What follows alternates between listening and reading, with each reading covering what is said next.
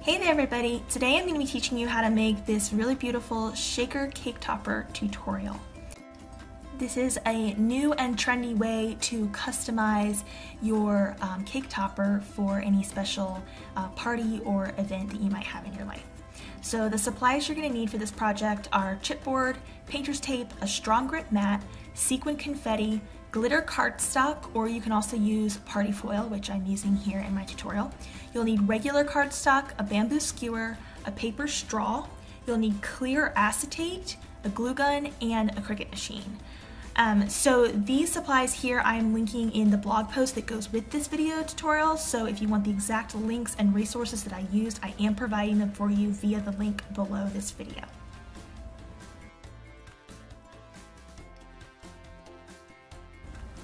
Okay, real quick, this is just a little bit of back-end work and design space for those of you who are using a cutting machine.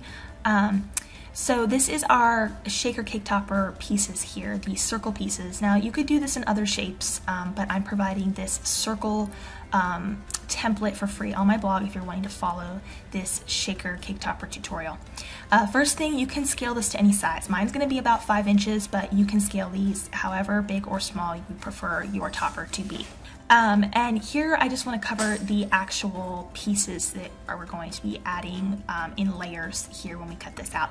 This brown piece here, this framed circle brown piece, this is going to be cut out in chipboard because we're going to be using the chipboard as a bit of a spacer to allow that confetti sequence to move around. The white piece here is going to be cut out in clear acetate so we can see our confetti moving around, and that's going to get glued on top of the chipboard piece. And this teal piece here is an exact copy of the brown piece up there. It's just going to be the piece that we layer on top of the acetate so that you don't see the chipboard. That way it looks pretty. You can cut it out in cardstock or glitter cardstock. And then this purple piece here is going to be the actual base that we're gluing all these other pieces onto. And finally, this additional purple circle over here, it's again just an exact duplicate of the first purple circle for the purpose of adding a finished back to our cake topper. We're going to be using a paper straw and a bamboo skewer to create the stem that allows us to shove the cake topper into our cake, and just to have a more finished back, I create an additional circle layer here that just kind of reinforces that and makes it look a little bit more finished and pretty on the back. So those are what each of those pieces are for. You can cut these out in any color. Just make sure that for the one circle here that it is in clear acetate, and that this one up here is going to be in chipboard. These other ones down here can be in your cardstock of choice in any color, and of course this image here can be any image you want. You can play around with any image or theme that you might want to put together for this cake topper. I'm giving away, like I said, these circle pieces here for free on the blog. If you like this mermaid tail here, I'll also link that if you want to know how to download that as well. So let's get started with the tutorial. Okay, so I have all of my pieces now cut out. I have my back piece, my chipboard piece, my frame piece, my clear acetate, and then my decorative image that it's kind of creating the theme of this topper here. So I have my chipboard here, which is going to work well for creating some space for the confetti. And then I have my gold glitter piece that covers the chipboard so we don't see it. I have my clear circle of acetate cut out. And then I've chosen to do a mermaid theme for this shaker cake topper. You can do any theme you want, put any image on top of it that you might want. I'm just using this as my example. So we're going to start with gluing the acetate on top of the chipboard piece here. And you just want to use hot glue for this part. You can use other liquid glues if you want, but I'm using hot glue and a high temp hot glue gun here. So just add a rim of hot glue around your chipboard piece. Now the purpose for using this chipboard layer here is it's going to create enough space for the confetti or the sequence inside to move around when you shake it. So that there's just a tiny bit of space there so that when you move the cake topper around, the confetti or the sequence inside shifts very effortlessly.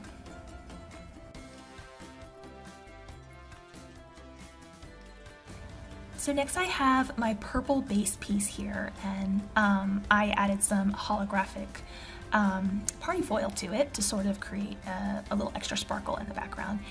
And I'm just adding some sequins together here, some party confetti, and I'm mixing it according to my preference. So I'm kind of using complementary colors here, colors that I might think would sort of be mermaid themed, and I'm just putting them in this little dish and I'm mixing them up to get the look that I want to achieve before adding them to the center of my purple back piece here. So this is going to be the piece that you're going to see through the clear window, and the confetti will move around on top of. It's going to be cut out in the same size as your chipboard and your acetate so that it matches up effortlessly. You want to fill it about 2/3 of the way, 50% to 2/3 of the way, depending on how much you want inside and how much movement you might want. But make sure you keep it all more towards the center, because we want to be able to add glue around the edge and be able to just place that acetate and chipboard piece right on top. Now it's super important here that the side that you glued the acetate to is facing up, and the side that it has the space created underneath it is facing down. Otherwise, there won't be that little extra lip of space that the chipboard is creating for you. So the smooth side that has the acetate glued to the top of the chipboard, that's what you want facing up. And you're just going to add glue around the rim of your back base piece, which is my purple piece here, and then place your acetate chipboard piece on top of it, sealing the confetti inside. Okay, so our confetti is sealed inside there, our pretty sequenced confetti. You can see it has really great movement to it because we use that chipboard spacer. But now we want to cover up that chipboard, so I've cut out that additional frame piece. It's the same piece that same template piece that you use for the chipboard. You're just going to cut it out in a complementary paper. I like to use glitter cardstock. That's what I'm using here, is a gold glitter cardstock. You could use Cricut party foil like the back here that I used, the purple backing that I used. You could also use just regular cardstock. You could use anything here, but I'm using a gold glitter cardstock. And I'm just gluing that on again with hot glue, and that way it looks pretty and you're not seeing that chipboard, but the chipboard's still there doing its job to create that movement with that sequined confetti that's inside. So that's the shaker part of our cake topper here, and then all that's left is to decorate it in whatever theme that you might be doing for your party. So in this case here, I went with a mermaid theme, and I'm just kind of playing around, you know, how do I want it to look? I'm going to stick with a gold back on it here, and then I'm going to layer this little mermaid tail silhouette over it. If you like this file, I'm going to link it in the blog post that goes with this video, so that if you want to download it, you're more than welcome to use this if you have someone in your life who loves mermaids. I'm just layering these two together using a little bit of glue. You can use hot glue, you could use like a permanent scrapbooking tape or liquid glue. This is glitter cardstock here.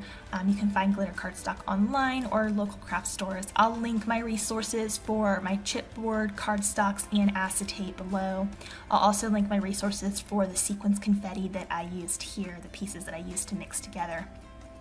So there's my little mermaid tail piece. And now I'm gonna just glue it on top of my shaker topper here, the circle piece.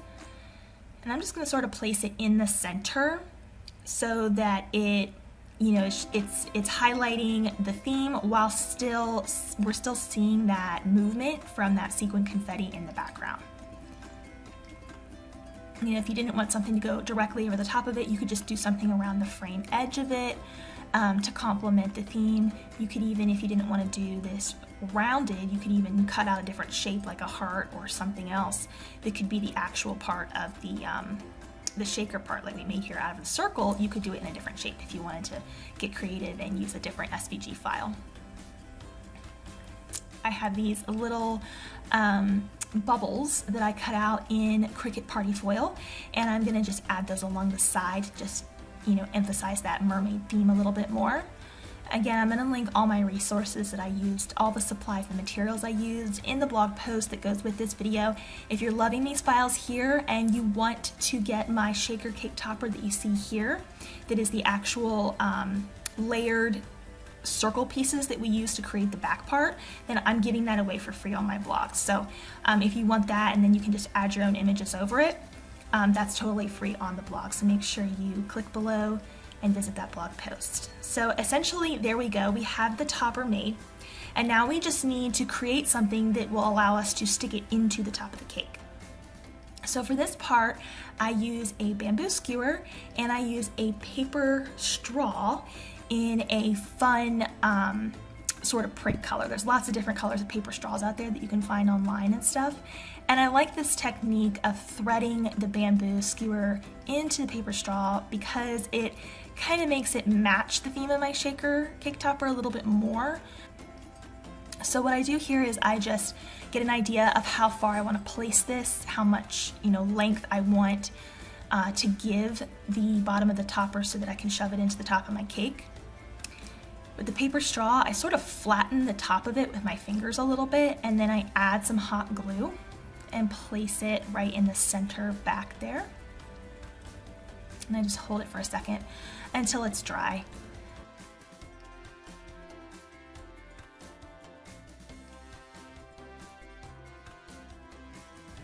Then I thread my bamboo stick right up the bottom of this paper straw there and just press it up. Press it all the way up until you have some sticking out of the top of the straw on the back there. And add some glue, just a little bit, a little row of glue there, a little line of glue, and then just push it back up there so that that holds in place. To reinforce this, I'm gonna cut out an extra purple back and just place an extra piece of cardstock in another circle cut out right over the back of it here. So this just makes it look a little bit more finished from behind, and it doesn't look so messy. So I cut out that extra purple circle in cardstock and place it right over the back there so that that's nice and covered, and it offers a little extra support as well for the bamboo stick and the paper straw. And there you have it. You are done with your shaker cake topper. Super fun. It could be personalized in a million different ways. I created this obviously with chipboard, acetate, and cardstock, glitter cardstock. And then I have this one here where I used print then cut vinyl. And I cut out these little trolls and put them on top. So you can do like themes if you want to do like images in a print then cut process. You could totally do that as well. Here's another one I did where I did not do the chipboard, and you can see it still works, but it doesn't really have a lot of movement to it. It's just sort of kind of there as an accent. The confetti is just there as an accent. It doesn't really move around as much. I used paper flowers on this one, little rosettes. I'm going to link those in the blog post for you too. So lots of different options on how you can personalize something like this. I really hope you guys enjoyed this tutorial. Be sure to visit that blog post so that you can get additional materials, supply list, and details. And I'll see you all there. Thanks for watching.